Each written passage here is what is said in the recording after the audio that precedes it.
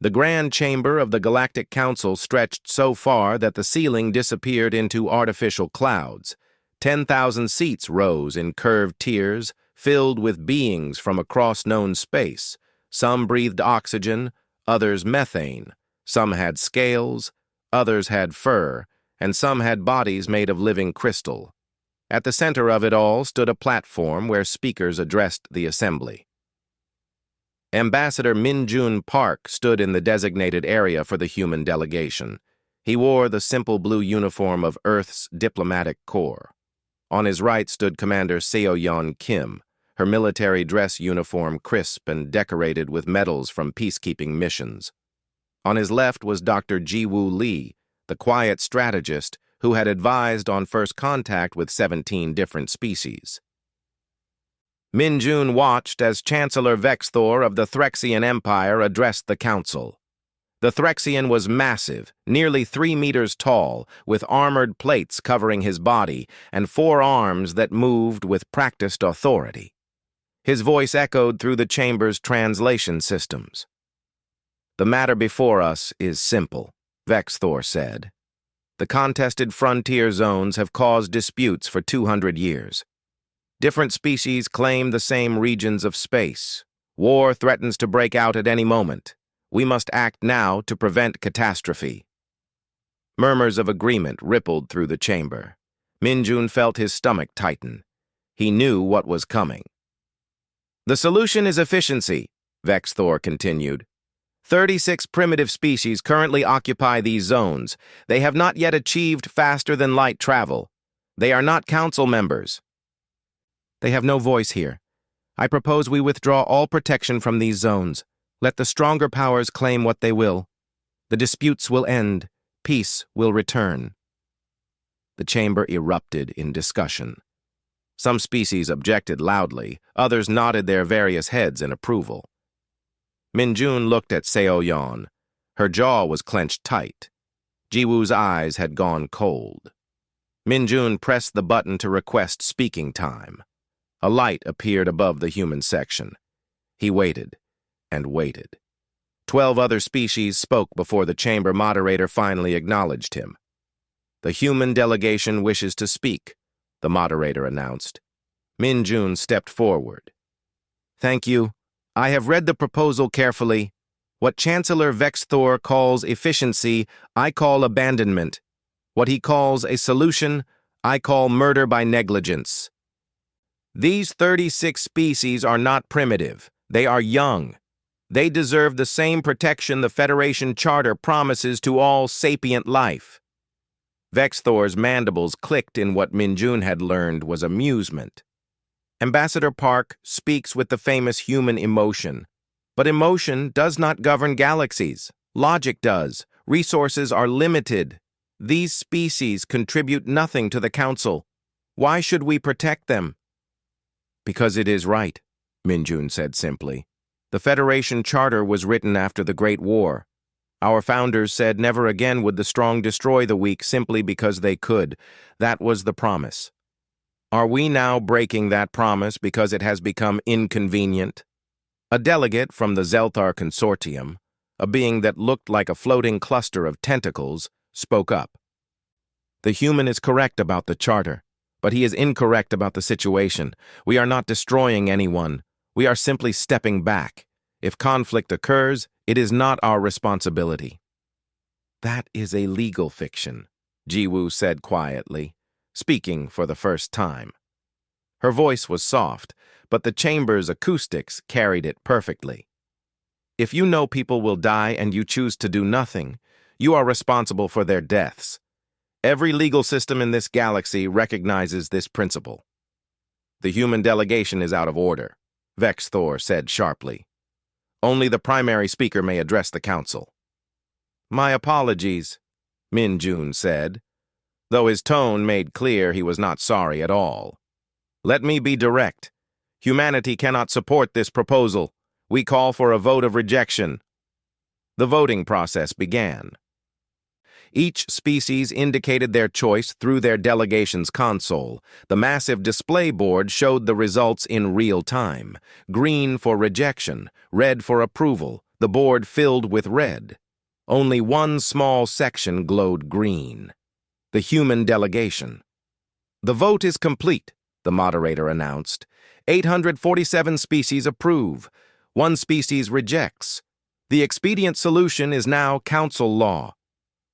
The chamber filled with the sounds of celebration from some species and quiet resignation from others. Vex Thor looked directly at Min Jun. "Does the human delegation wish to make a statement of protest for the record?" Min Jun stood silent for a long moment. He looked at Seo Yeon and Ji Woo. Both nodded slightly. "Yes," Min Jun said. "I have a statement." He turned to face the full assembly. 10,000 beings looked back at him, some with curiosity, some with pity, some with contempt. 140 years ago, humanity made first contact with the galaxy. We were afraid, we were uncertain, but the Galactic Council welcomed us. You taught us your laws, you showed us your ways. You gave us the Federation Charter and told us it was sacred. We believed you. His voice grew stronger. Today, you have shown us that the Charter means nothing when it becomes inconvenient. Today, you have taught us that principles are abandoned when they cost too much. Today, you have demonstrated that the Galactic Council has lost its way. The chamber had gone completely silent. Therefore, effective immediately, I formally withdraw Earth and all human colonies from the Galactic Council. We will return our seats. We will surrender our voting rights. We will leave this assembly. Shock rippled through the chamber like a physical wave. Several delegates stood up. Others activated their translation systems, thinking they had misunderstood. Furthermore, Min Jun continued, humanity will act according to our own principles. We will defend those 36 species. We will protect the weak. We will honor the promises you have broken. Not because it is easy, not because we expect reward, but because it is right. He turned to his delegation. Commander Kim, Dr. Lee, we are leaving. The 3 humans walked toward the exit. Their footsteps echoed in the silent chamber. As they reached the door, Min Jun heard voices behind them. Some were laughing, some were angry, some were afraid. One young voice called out, "Wait! Perhaps we should discuss—" "The vote has concluded," Vex Thor interrupted. "Let them go.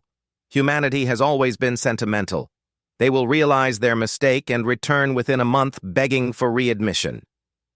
Min Jun did not turn around. He did not respond. He simply walked through the door with his companions. Behind them, the Galactic Council erupted into chaos. But Min Jun noticed something Vex Thor did not. Some faces in the assembly showed horror. Not horror at the human walkout, horror at what they had done, horror at what they had become, horror at the reflection they saw in human eyes. The door closed behind the human delegation. Their footsteps faded down the corridor, and the galaxy would never be the same. 3 weeks had passed since humanity walked out of the Galactic Council. The news had spread across every inhabited world. Some species celebrated, others worried. Most assumed humans would return soon, embarrassed and apologetic. They were wrong. In the medical district of the Calrix Confederation capital, Dr. Thelmus stared at the numbers on his screen. The plague had started in the outer colonies.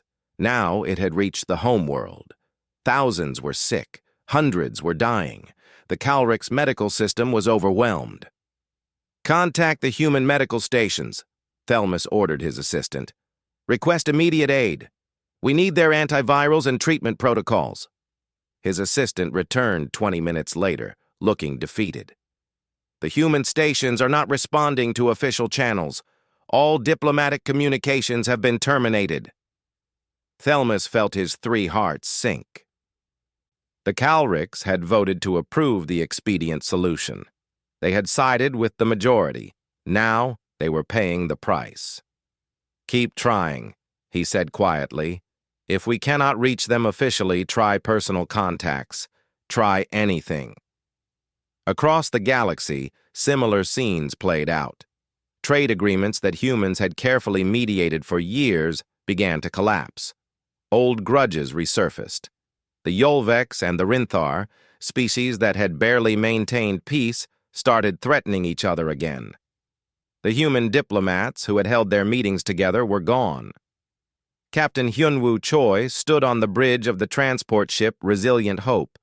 Around him, his crew worked quietly and efficiently. Through the viewport, he could see 15 other human vessels. They were all heading toward the contested frontier zones. "Status report," Hyunwoo said. "All ships ready, Captain," his first officer replied. "We have supplies for 6 months. Medical equipment, food synthesizers, temporary housing units. Enough for approximately 50,000 evacuees per ship." Hyunwoo nodded. "And our escort?" 3 destroyers. The Admiral wanted to send more, but we need ships defending other operations." The captain studied the star map. 36 species were scattered across the frontier zones. Some were on single planets. Others had colonized several worlds in their systems. All were at risk now that Council protection had been withdrawn. "Begin evacuation operations with the Kelvorians," Hyunwoo ordered. "They are closest and most vulnerable to Threxian expansion." The fleet moved forward. 6 hours later, they reached the Kelvorian system. The aliens were humanoid, with blue skin and large eyes adapted for their dim red sun. They had radio technology and early computers, but no space travel beyond their own moons. Hyunwoo sent a message on all frequencies. It was in simple mathematical patterns, then pictures, then eventually words. It took 4 hours before the Kelvorians responded. "This is Captain Hyunwoo Choi of Earth. The Galactic Council has abandoned your protection. Other species will come to claim your world. We are here to offer evacuation to a safe location. This is voluntary. We will not force anyone to leave. But please understand the danger you face." The Kelvorian leaders were confused and frightened. But they had monitored galactic broadcasts. They knew something had changed. After 8 hours of discussion, they agreed to partial evacuation. The elderly, the children, and those who wanted to leave would go. Others would stay to maintain their world. The human ships landed. The evacuation began. It was slow, careful work. The Kelvorians had never seen aliens before. Many were terrified. But the humans were patient. They showed the Kelvorians the ships. They explained where they would go. They promised the families would stay together. On the 3rd day, Threxian warships arrived. 5 massive battle cruisers that made the human transports look like toys. They took position between the human fleet and the planet. Hyunwoo received the communication immediately. It was from a Threxian admiral named Kexvor. "Human vessels, you are in violation of the expedient solution. These worlds are no longer under Council protection. You are interfering with legal territorial claims. Withdraw immediately or face military consequences." Hyunwoo looked at his crew. They were young, most of them. They had volunteered for this mission knowing the risks. He thought about the 50,000 Kelvorians already on his ships. He thought about the 100,000 still waiting on the planet below. "This is Captain Choi. We are conducting humanitarian operations. We are not claiming territory. We are saving lives. These people have the right to choose their own future. We will continue our mission." "You have 1 hour to withdraw," Kexavor responded. "After that, we will consider you hostile forces." The hour passed slowly. Hyunwoo kept the evacuation going. Every minute meant more lives saved. His weapons officer reported that the Threxian ships had powered up their weapons systems. The 3 human destroyers moved into defensive positions. 59 minutes. Hyunwoo waited for the attack order. It did not come. 60 minutes. The deadline passed. Still nothing. Then Kexvor's voice came again, angry and confused. "Human Captain, are you insane? Do you not understand what will happen if we fire on you?" I understand perfectly, Hyunwoo replied calmly. You will kill human personnel conducting legal humanitarian operations. Earth will respond. Your empire will be at war with a species known for never giving up. A species that just walked away from the entire Galactic Council on principle. Do you really want to test our resolve? Silence. The Threxian ships stayed in position, but they did not fire. The evacuation continued. 12 hours later, the last Kelvorian who wanted to leave was on board. The human fleet departed. The Threxian ships did not follow. Meanwhile, in the council chambers, representatives gathered for an emergency session. The agenda was simple, the human problem. But when they began discussing solutions, they realized something troubling.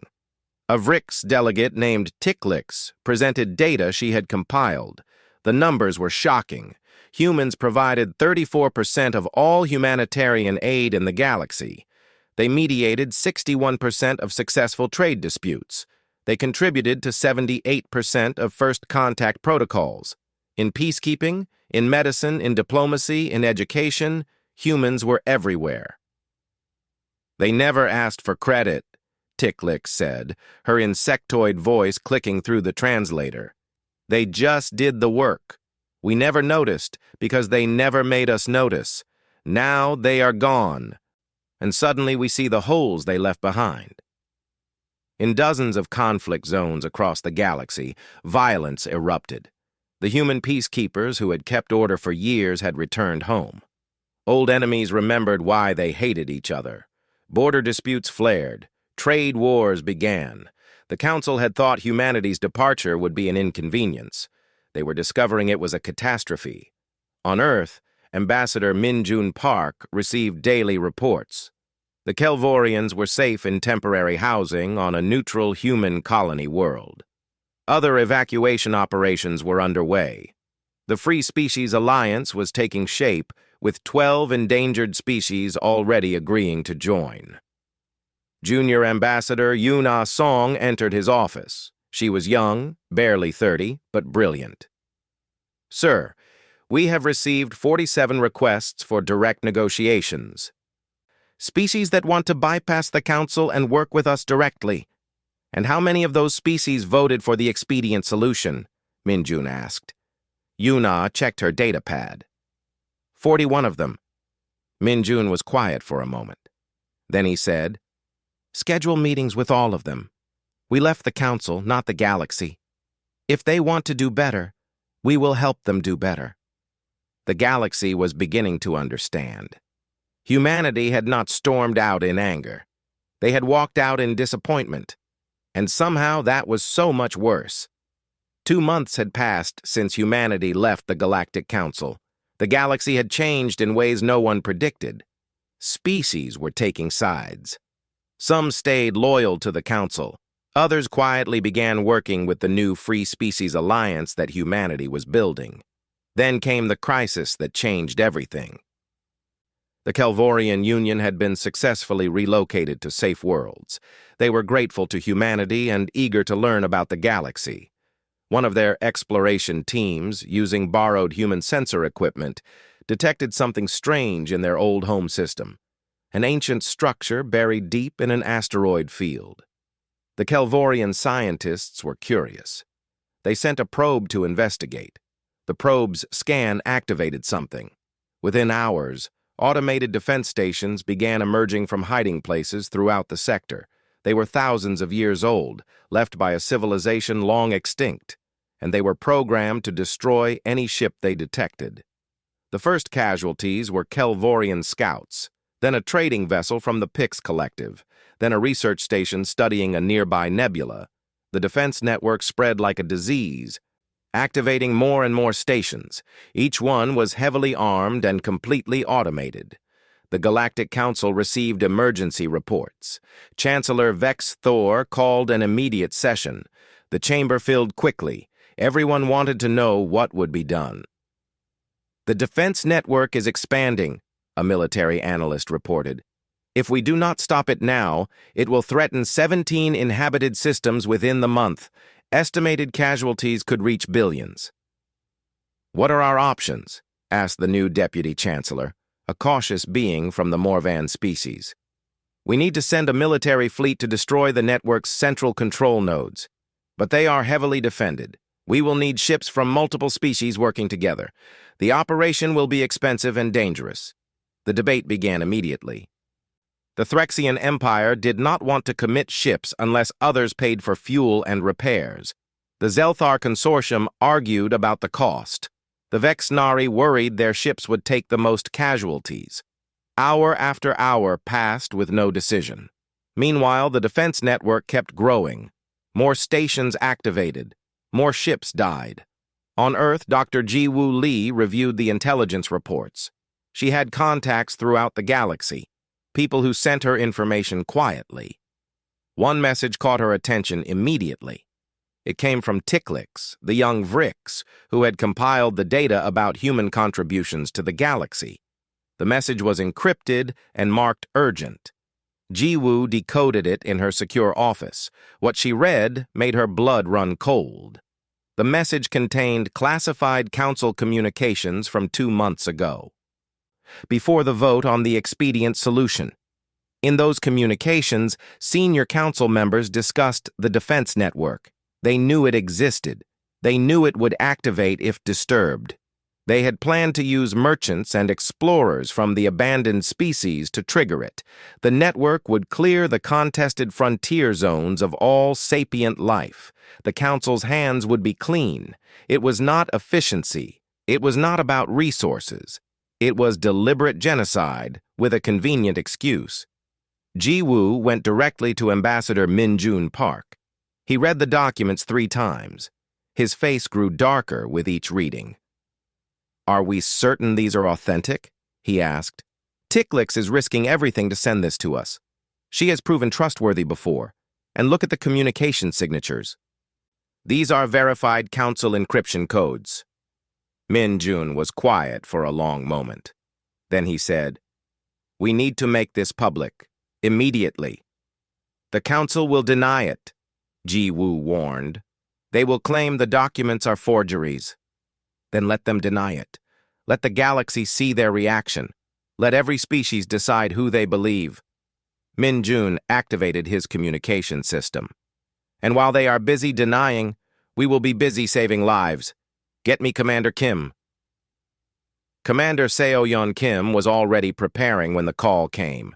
She had seen the defense network reports. She knew what needed to be done. Within 6 hours, she had assembled a volunteer fleet. 18 human ships. Not enough to fight the entire network, but enough to strike at the central control nodes. "This is extremely dangerous," she told her crew in the briefing. "The automated defenses are designed to destroy capital ships. We will lose people. Some of us will not come home. But if we do nothing, billions will die. I need only volunteers." Every single person volunteered. The fleet departed for the infected sector. At the same time, Min-Jun released the classified documents on every public channel in the galaxy. He included a statement. The Galactic Council did not simply abandon the frontier zone species through negligence. They planned their deaths. They knew about this defense network. They intended to use it. They voted for genocide and called it efficiency. Humanity will not stand by while billions die for a lie. We are taking action now. We invite any species with the courage to join us. The galaxy exploded in reaction. Some species immediately claimed the documents were fake. Others demanded investigations. Protests erupted on dozens of worlds. Young people from many species marched in the streets, demanding accountability. In the contested frontier zones, Commander Seo-Yeon Kim's fleet engaged the defense network. The automated stations were powerful. In the first hour, 3 human ships were destroyed. 2 more were badly damaged. But the humans kept fighting. They used tactics the ancient machines did not expect. They sacrificed smaller ships to protect the larger ones. They worked together with perfect coordination. Seo-Yeon led her ship directly at the largest control node. The automated defenses focused everything on her. Her shields failed. Her hull breached. Half her crew died in the explosions, but she kept going. At the last moment, she fired every weapon at once. The control node shattered. Throughout the sector, defense stations began deactivating. The network collapsed without its central coordination. SEO Yan's ship was a wreck. She had to evacuate her surviving crew to other vessels. When she finally reached safety, she learned the cost. 5 ships lost, 372 people dead, but the network was defeated. 17 systems were saved. 4,700,000,000 lives preserved. Back in the council chambers, chaos reigned. The VRIX delegation demanded a full investigation into the classified documents. 12 other species joined them. Chancellor Vexthor tried to restore order, but younger delegates were shouting questions. They wanted answers. "These documents are obviously falsified," Vexthor declared. "Humanity is trying to damage the Council's reputation." "Then explain the communication signatures," Ticklix demanded. "Explain the dates. Explain how humans could forge documents that require Council encryption codes." Vexthor could not explain. Other senior Council members tried to change the subject, but the questions kept coming. On Earth, Minjun received the casualty reports from Seo Yeon's mission. 372 names. 372 families who would grieve. He read every name. He would write to every family personally. Then he recorded a new message for the galaxy. "Humanity did not seek this fight. We did not want to stand alone. But we will not apologize for doing what was right. The Galactic Council had a choice. They chose politics over principles. They chose convenience over courage. They chose to let billions die. Today, 372 humans gave their lives to save those billions. They are heroes. The council members who planned this genocide are not." He paused, then continued. "To the young people protesting across the galaxy, you give us hope. To the species demanding reform, we stand with you. To the council leadership, you had 1,000 years to do better. You chose not to. The galaxy is changing with or without you." The message went viral immediately. It was translated into 1,000 languages. It played on every populated world. And slowly, inevitably, the galaxy began to take sides. The Galactic Council was dying. Not quickly, but everyone could see it happening. Like a tree with rotten roots, it still stood, but the next strong wind would bring it down. 4 months had passed since humanity's walkout. 27 species had now withdrawn or suspended their participation. They formed the Free Species Alliance with humanity's help. The remaining council members faced a choice they had avoided for centuries: change or become irrelevant. Ambassador Minjun Park stood in his office on Earth, looking at the latest reports. The alliance was growing faster than expected. Species that had been silent for generations were finding their voices. They were demanding representation, demanding rights, demanding to be heard. "We never wanted this to happen," he told Dr. Jiwoo Lee. She sat across from him, reviewing documents on her datapad. "I know," Jiwoo replied. "We just wanted them to do the right thing. But sometimes, showing people the right path means walking it yourself first." A message notification interrupted them. It was marked with special encryption codes. Codes that meant the message came from inside the council itself. Jiwoo decoded it. Her eyes widened.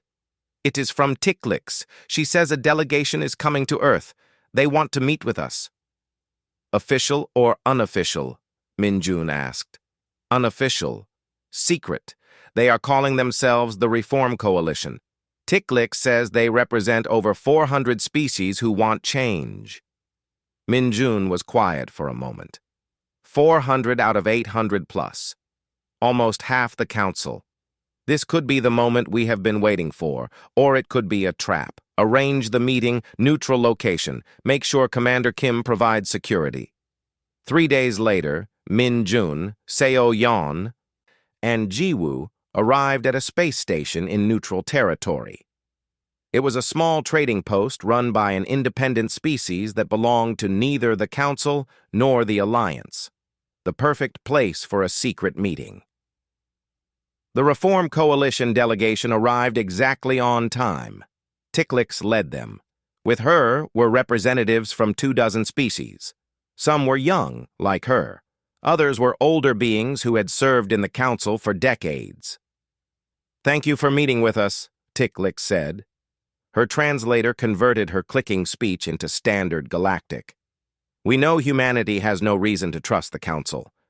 But please understand, not all of us agreed with what happened. Many of us voted against the expedient solution. We were simply outvoted." "I remember the vote," Minjun said quietly. 847 to 1. "That is not a close margin." An elderly delegate from the sovereign species spoke up. Her name was Elder Mira. Many who voted yes did so because they believed the alternative was worse. They feared chaos. They feared change. Now they see that doing nothing was the worst choice of all. Sioyan leaned forward. "What exactly do you want from us?" "We want to know what it would take for humanity to return to the Council," Ticklix said directly. "The old leadership is losing power. We have the votes to make reforms. But we need to know what reforms you would accept." Minjun exchanged glances with his companions. They had discussed this possibility many times. Now it was real. "Constitutional reforms," Jiwoo said, consulting her notes. "The Council needs a charter of sapient rights that cannot be overridden by majority vote. No species, no matter how small, should be abandoned because it is convenient." "Accountability mechanisms," Seo Yan added. "What happened with the Defense Network conspiracy cannot happen again. Council leaders must face consequences for their actions." "And representation reform," Minjun finished. "The current system gives the same vote to species of 10 billion and species of 10 million. That needs to change. Not to give bigger species more power, but to ensure smaller species cannot be ignored." The Reform Coalition delegates listened carefully. Some took notes, others whispered among themselves. "These are significant changes," Elder Mira said slowly. "The old leadership will fight them. They will say we are destroying everything the Council built." "Then let them fight," Ticklix said sharply. "The Council they built created the expedient solution. The Council they built planned genocide. If that is what we are destroying, then good." The meeting lasted 6 hours. They discussed every detail: how to implement changes, how to protect against future abuses, how to ensure the reforms would last. Finally, they had a plan. "We will call a vote in 1 week," Ticklix said. "It will be public. Every species will have to take a position. Reform or status quo. We believe we have the numbers to win." "And if you lose?" Seo Yan asked. "Then the Council dies," Elder Mira said simply. "More species will leave. The Alliance will become the only legitimate galactic government. Either way, change is coming." The delegation departed. Minjun, Seo Yan, and Ji Woo remained behind to discuss what had happened. "Do you trust them?" Seo Yan asked. "I trust Ticklix," Ji Woo said. "She has risked everything to do the right thing.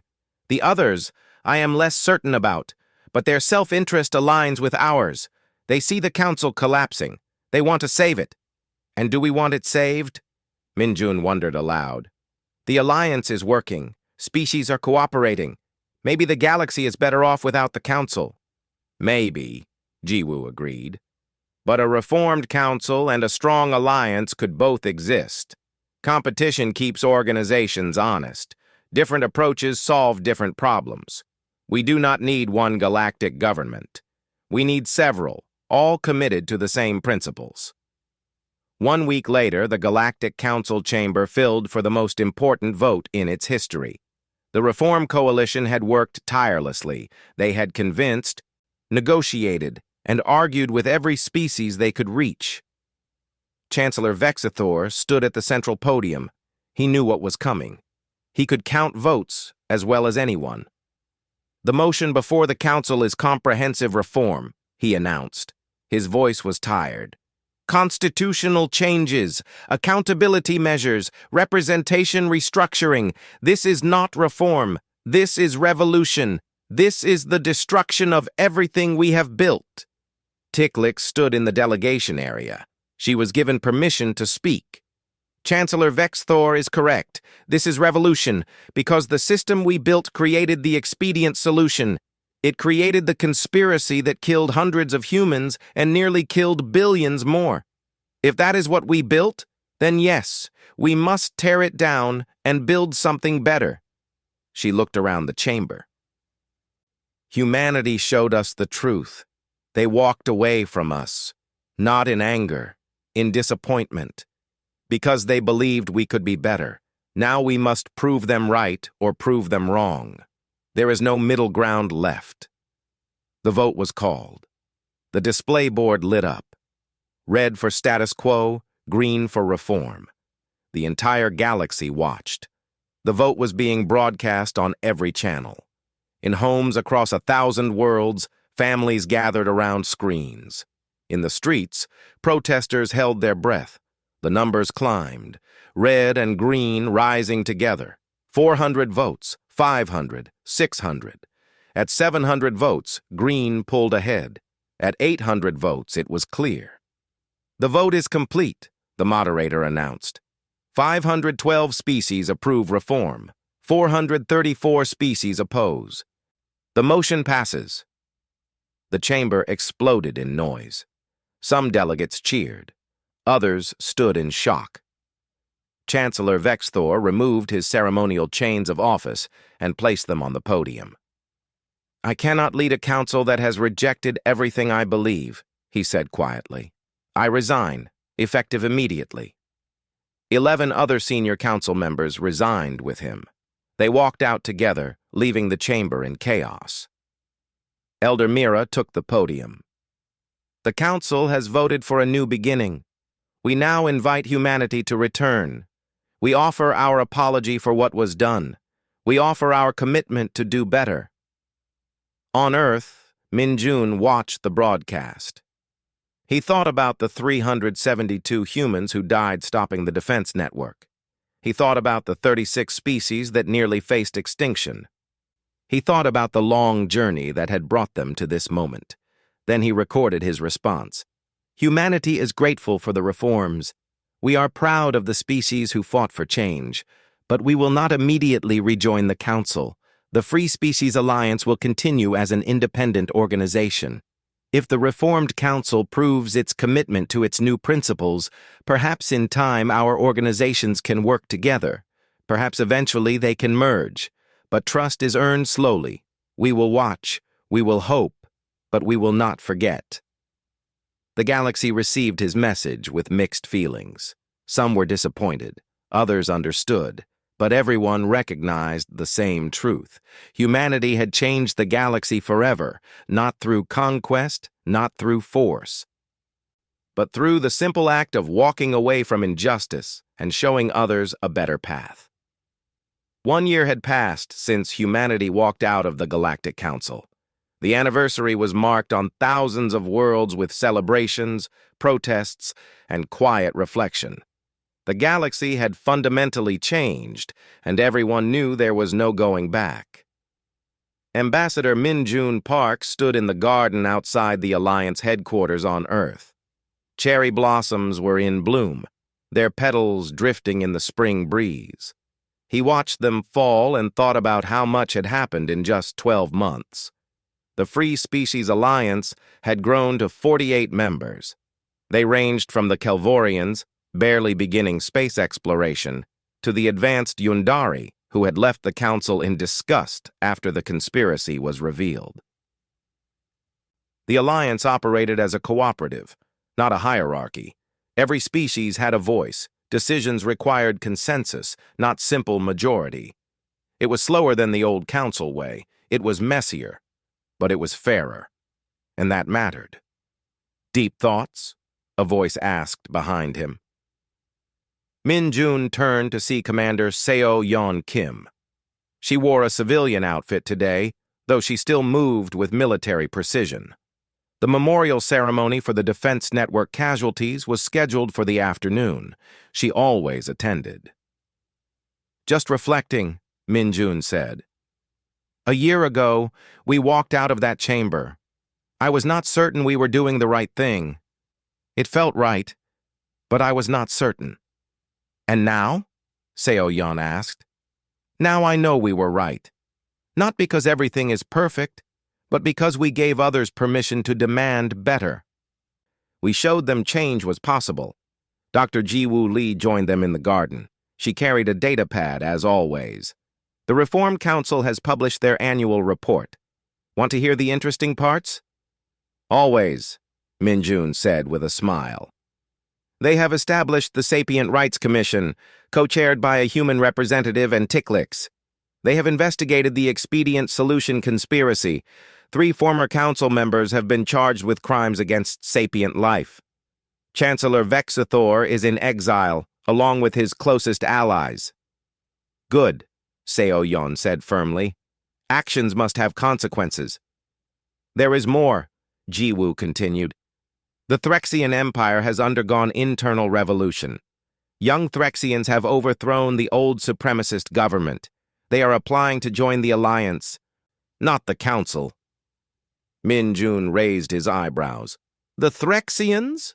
The species that nearly fired on Captain Hyunwoo's fleet?" "The new generation is different. They grew up watching what happened. They saw their leaders exposed as corrupt. They want to be better than their parents were." Across the galaxy, in the contested frontier zones, Captain Hyunwoo Choi supervised the final stages of refugee resettlement. The 36 species that would have been destroyed now lived on protected worlds. Some had chosen to return to their home worlds once the danger passed. Others had settled permanently in Alliance space. The Kelvorians had thrived. Given access to galactic technology and education, they had made remarkable progress. Their scientists were already contributing to Alliance research projects. Their artists were sharing their unique perspective with the galaxy. Their children were learning alongside children from dozens of other species. One Kelvorian child, a girl named Lyra, approached Hyunwoo as he inspected the new housing district. She held a drawing she had made. It showed humans and Kelvorians standing together under a bright sky. "Thank you for saving us," she said in carefully practiced galactic standard. "My teacher says your people did not have to help us, but you did anyway." Hyunwoo knelt down to her level.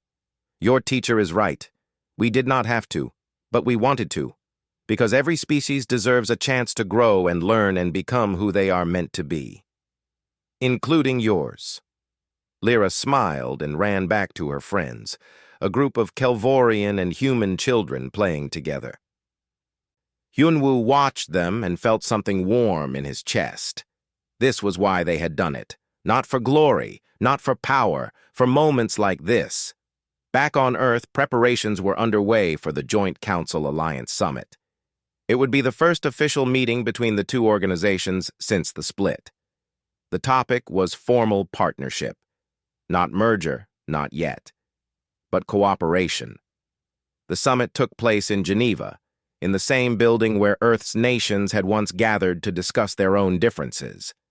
Now it hosted representatives from hundreds of species across 2 organizations.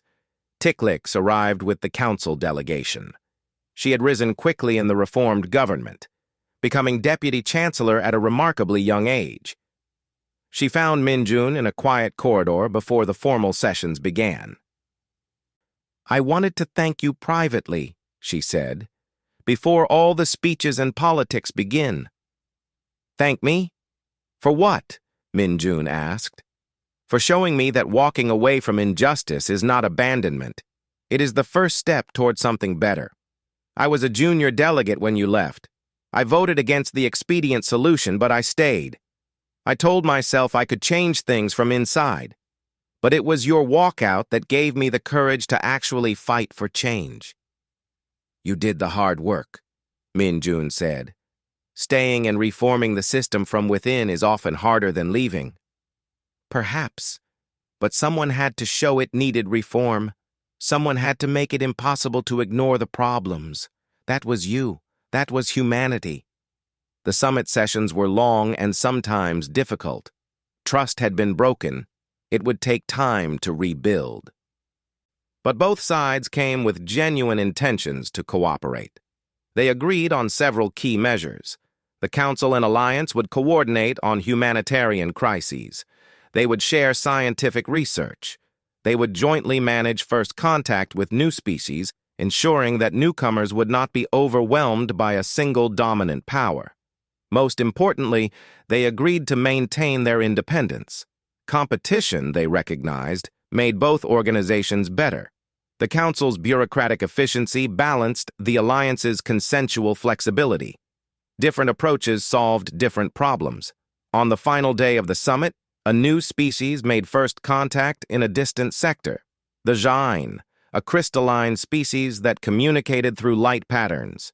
They had achieved faster-than-light travel and were broadcasting greetings into space.